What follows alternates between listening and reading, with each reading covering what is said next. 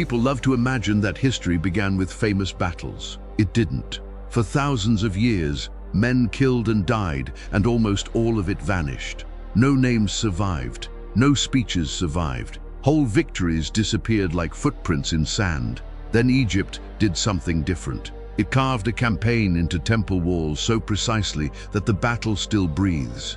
And the first great twist is this. The oldest detailed battle story we can follow was built on a decision that should have gone wrong. One narrow road, one missed ambush, one burst of greed. That was the margin between legend and failure. At the center of it stood Thutmose III, young, newly in sole command, and already watched by enemies who sensed weakness. Egypt looked eternal from the Nile, but outside the Green Valley, rivals were already calculating. In Canaan and Syria, local rulers saw the transfer of power and made the oldest political decision in the world. Now, the heart of the revolt was Megiddo, a strong city on high ground where roads, trade, and military movement converged. Hold Megiddo, and you could choke the routes that linked Egypt to the north. Lose it, and the whole region shifted. Behind the revolt stood the Prince of Kadesh, gathering Canaanite and Syrian allies around one dangerous hope. If Egypt delayed, its influence in Asia could fracture before the new king had truly begun to rule. But Egypt was not built by peace. It remembered too well what foreign domination felt like. Long before Thutmose, kings had united the Nile by force. Their model of rule was simple: overwhelm, survive, endure. Pyramids had risen, dynasties had broken, and at one point, foreign rulers had seized northern Egypt itself. The Egyptians had driven those overlords out, and the memory of that humiliation still burned beneath the surface. So when the Levant stirred again, this was never just another rebellion. It was a test of whether Egypt still frightened people. For years, Thutmose had lived in the shadow of Hatshepsut, the queen who ruled with splendor, control, and astonishing self-confidence. Her reign filled Thebes with beauty. Temples climbed the cliffs, courtyards gleamed, and the gods received stone instead of silence. But painted walls do not stop invasions. The real pressure was always beyond the cultivated river world. When Hatshepsut died, Thutmose stopped being a secondary figure. He became the only king, and the frontier answered at once. He moved fast, not with a speech, not with delay, but with a march north that would decide how his reign began. The army may have numbered more than 10,000, a moving machine of infantry, archers, drivers, laborers, priests, and record keepers. Some men were summoned. Others came willingly, drawn by loot, land, slaves, and the brutal arithmetic of survival. In the spring of 1458 BC, they left the Nile's green certainty and entered the white emptiness of Sinai. Day after day, they crossed dust, stone, glare, and silence. The desert stripped everything down to movement and will. At night, the heat broke. Men slept beside weapons that would soon decide who remained in the world and who did not. This was still an age of close killing. Most Egyptian infantry fought light, fast, and within arm's reach of panic. The chariot, though, had changed the rhythm of war. Egyptian teams could strike, wheel, and strike again with terrifying speed. Archers strengthened the line, including expert Nubian bowmen whose range and discipline gave Egypt a deadly edge. Above all of it stood belief. These men marched convinced that order itself was sacred and that Pharaoh carried divine sanction. If they died in the king's cause, some believed they died inside the right order of the universe. After 10 days, Gaza appeared, still loyal enough to give the army rest before the final move into danger. But secrecy ended there. Once Egypt was seen, the land began to whisper. Word reached Megiddo that the Pharaoh was coming, and enemy chariots moved to intercept the road to the city. Still, the Egyptians pushed on until they reached Yehem, where the campaign narrowed into one decision. 3 roads led toward Megiddo. 2 were sensible. One was shorter, tighter, and almost absurd. The generals urged caution. Take the safer roads, they warned. Keep the army whole. Do not feed it into a trap. They feared Aruna, the narrow pass where the army might stretch into a line and die in pieces. If the enemy blocked the exit, the front would be struck while the rear was still trapped behind the hills. It was sensible advice, and then Thutmose rejected it. He chose the dangerous road because the enemy expected fear. He wanted surprise more than safety. Some historians see genius in that choice. Others see a reckless gamble that only became brilliant because it worked. Either way, the king went first. He did not send men where he would not go himself. Inside the pass, the march became slow, cramped, and miserable. Chariots had to be dismantled and carried by hand. Pack animals slipped. Men strained under leather, wood, and bronze. Every turn in the rock promised disaster, and yet no ambush came. No arrows fell. No horn blast rolled down from the heights. That was the first great rupture of the campaign. The coalition had guarded the obvious roads and left the impossible one alive. By the time the Egyptians came onto the plain, surprise had become a weapon sharper than bronze. Megiddo stood ahead on its ridge.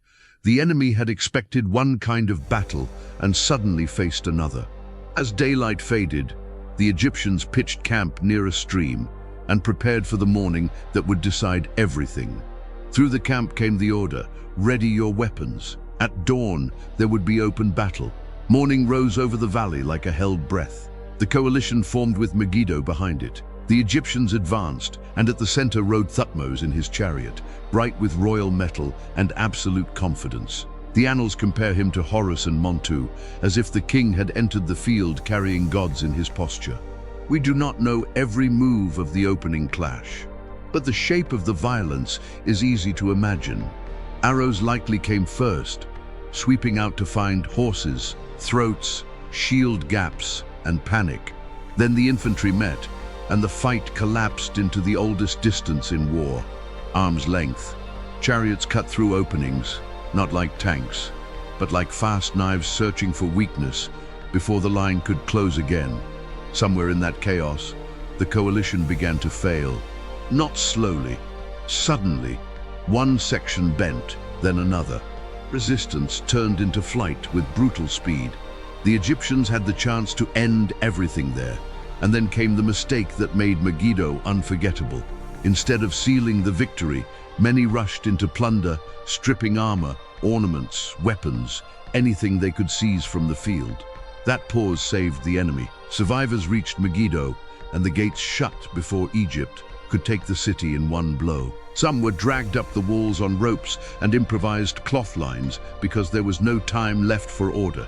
In one instant, a crushing battlefield victory became a siege. The clean ending had been traded for greed. But here came the second turn. Losing the easy ending did not lose the war. It only changed its shape. Megiddo was strong, elevated, and difficult to storm. Its walls were too thick for simple glory. So Thutmose chose patience. He would not waste men on theatrical failure. He would starve the city instead. The Egyptians dug, cut timber, enclosed the ridge, and turned the fortress into a trap. Meanwhile, officials counted what the battle had already yielded. Chariots, horses, prisoners, noble equipment, and grisly trophies from the dead. The records are obsessive in their detail, as if Thutmose understood that memory itself was part of victory. That may be why Megiddo survives so vividly, while older wars sink into archaeological silence. Spring hardened into summer, and the siege tightened. Hunger began finishing what arrows had begun. Inside the walls, supplies shrank. Outside, Egypt waited with the confidence of a state that could afford patience. Thutmose also struck nearby towns, making the rebellion feel surrounded not only physically, but psychologically. Sometimes starving people came out and surrendered, and the Pharaoh spared them, because conquest works better when fear can travel home. This campaign was not about erasing Canaan. It was about tribute, roads, and obedience. Eventually Megiddo yielded, and with it the coalition that had tried to snap Egypt's reach in the north. The princes came low, begging for breath, because in the Bronze Age power had to be seen before it could be believed. Thutmose took their wealth, their grain, their herds, and then something more valuable than all of it, their freedom to choose. New rulers loyal to Egypt were installed, and the region was bent back into imperial order. There is even one cutting detail in the tradition. When the defeated went home, many rode donkeys because Egypt had taken the horses. Then the homeward march began, only now the army moved under the weight of victory and spoil. Animals, prisoners, grain, equipment, and precious goods rolled south toward the Nile like proof made visible. In Thebes, the victory was not merely announced. It was staged, celebrated, and transformed into royal memory, because that is what great kingdoms do. They do not simply win. They teach the future how to remember the winning. Megiddo was only the beginning. Thutmose would return north again and again, campaign after campaign, year after year. He built fleets, held forts, struck along the coast, and turned one risky campaign into the foundation of empire. By the end of his reign, foreign powers sent tribute and gifts. Egypt no longer defended prestige, it exported dominance. Southward too, Nubia fell more tightly into the orbit of the throne, and the king's reach became wider than earlier rulers had managed. That is why many remember Thutmose III not merely as a king, but as the builder of Egypt's empire. And yet everything turns on that first gamble in the hills. When a young ruler chose the road, every cautious man feared. That choice did not just win a battle.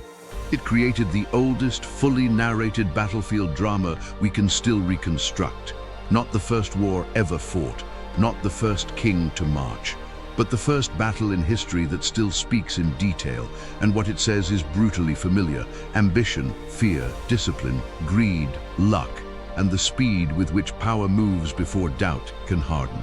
More than 3,000 years later, you can still stand before those carved walls and feel the old message pressing through stone. Victory is temporary.